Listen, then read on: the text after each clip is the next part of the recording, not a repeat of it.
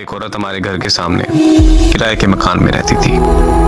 उसके 2 बच्चे थे जिनके साथ वो रोज शाम को अपनी छत पर खेलने के लिए ले आया करती थी। मैं भी हर रोज अपनी छत पर शाम को उसे देखने के लिए जाया करता था। मैं उसको इशारे करता था मगर वो इग्नोर कर देती थी। इस बात को 6 महीने गुजर चुके थे मगर वो मेरी तरफ देखती तक नहीं थी। तब मेरी उम्र 18 साल थी और तब वो मुझसे काफी ज्यादा बड़ी थी, इसलिए शायद वो मुझे बच्चा समझकर इग्नोर कर देती थी। फिर एक दिन मुझे बुखार होने की वजह से मैं छत पर नहीं जा सका, तो वो औरत मेरी अयादत के लिए मेरे घर चली आई और मेरा हाल चाल पूछकर अपने घर वापस चली गई। उसका मेरी अयादत को आना मेरे लिए इस बात का इशारा था कि उसके दिल में भी मेरे लिए एहसास है। फिर जब मैं अगली शाम छत पर गया तो वो इशारों में मेरा हाल पूछने लगी। मैंने उसे इशारों में बताया कि हाँ मैं ठीक हूँ, तो वो मुस्कुराने लगी। 2 दिन बाद एक पर्ची पे मैंने अपना नंबर लिखकर उसकी छत पर फेंका और फिर उसने मुझे फोन किया तो मैंने उससे अपनी मोहब्बत का इजहार किया और पूछा कि क्या वो मुझसे शादी करेगी। तो वो हंसने लगी और उसने मुझे ये कहा कि तुम अभी बच्चे हो, तुम्हें समझ नहीं है कि तुम ये कह क्या रहे हो और किस से कह रहे हो। वो कहने लगी कि तलाकशुदा औरत से कोई शादी नहीं करता और मैं तो तलाकशुदा होने के साथ साथ 2 बच्चों की माँ भी हूँ। उसने मुझे कहा कि तुम अच्छे लड़के हो, बस हम दोस्ती तक रह सकते हैं। मैंने उससे मजीद शादी की जिद की तो उसने मुझे कहा कि अगर तुमने दोबारा शादी की बात की तो मैं तुमसे बात ही नहीं करूंगी। मैं वहां पर चुप हो गया और हम दोस्त बनकर रहने लगे। हम एक दूसरे से हर बात शेयर करते थे।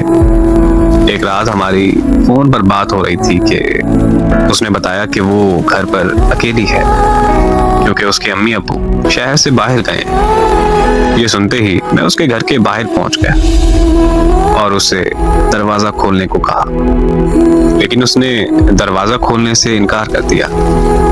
तो मैंने भी जिद कर ली कि मैं पूरी रात घर के बाहर बैठा रहूंगा। 2 घंटों की जिद के बाद आखिरकार उसने दरवाजा खोल ही दिया। लेकिन आज मुझे अपनी उस जिद पर बहुत ज्यादा पछतावा होता है कि काश मैंने उस दिन अपनी जिद छोड़कर उसकी बात मान ली होती, तो आज वो जिंदा होती। उसके दरवाजा खोलते ही मैं अंदर चला गया। वो बहुत परेशान और घबराई हुई थी क्योंकि उसे डर था कि किसी को पता चल गया तो उसकी इज्जत खाक में मिल जाएगी और फिर उसका डर सच साबित हो गया। मुझे किसी ने उसके घर दाखिल होते हुए देख लिया था और उस शख्स ने पूरे मोहल्ले में मसला खड़ा कर दिया।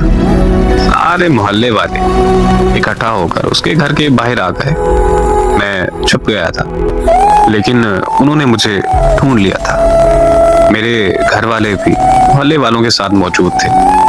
वो मुझे घर ले गए और मेरे अब्बू ने मेरी बहुत बेइज्जती की, लेकिन मैंने अपने घर वालों से साफ कह दिया था कि मैंने उस औरत से शादी करनी है, वरना मैं जहर खा लूंगा और मर जाऊंगा। तो मेरे घर वाले मान गए और अगली सुबह उस औरत के माँ बाप वापस आने पर मोहल्ले में पंचायत बैठ गई। पंचायत में सब आ गए थे मगर वो और उसके माँ बाप नहीं आए। थोड़ी देर बाद खबर आई कि उस औरत ने जहर खा लिया है। मैं वहां से उसके घर की तरफ भागा, लेकिन मेरे पहुंचने से पहले वो मर चुकी थी। उसे इस दुनिया से गए 8 साल हो गए, लेकिन मैं आज तक उसे भूलकर किसी और का नहीं हो सका। मुझे आज भी ये बात अंदर से खा जाती है कि काश मैं उस दिन जिद ना करता तो वो आज जिंदा होती। इससे बड़ा दर्द क्या होगा।